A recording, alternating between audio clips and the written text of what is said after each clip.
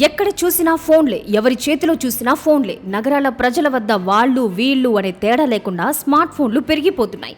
Elite డబ్బున్న వారి ఇళ్లలో కాస్ట్లీయెస్ట్ ఫోన్లు. ఒక ఇంటిలో ముగ్గురు లేదా నలుగురుంటే 5-6 ఫోన్లు ఉంటున్నాయి. కొందరి చేతిలో 2 ఫోన్లు కూడా ఉంటున్నాయి.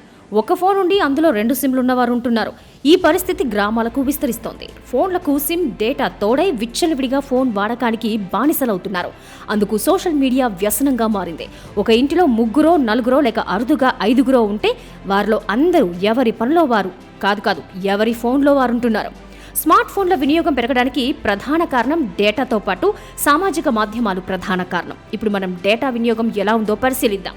ఇండియాలో ప్రస్తుతం 5th జనరేషన్ డేటా, అదేనండి 5G, గ్రామాలకు సైతం విస్తరిస్తోంది.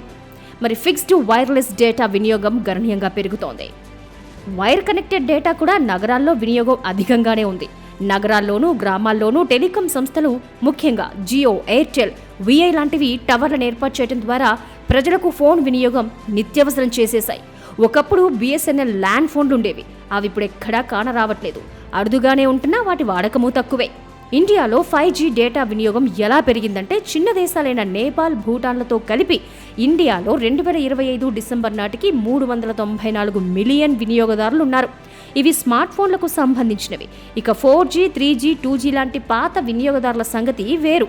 అలాగే సామాన్యులు, ముఖ్యంగా పాతతరం మనుషులు ఇప్పటికీ ఫీచర్ ఫోన్లు వాడుతూ ఉంటారు. అది వేరే విషయం. ఇక ఇండియా 5G డేటా వినియోగం 2025 సంవత్సరంలో 32% పెరిగింది. 2030 నాటికి 79% పెరిగి 100 కోట్ల మంది వినియోగదారులకు చేరుతుందని అంచనా. ప్రతి ఏడాది సరాసరి వీటి వినియోగదారుల శాతం 18% ఉంటోంది. అయితే ఇది ప్రపంచంలో 14% ఉంది. అంటే మనం ప్రపంచం కన్నా 4% అధికంగా ఉన్నాం.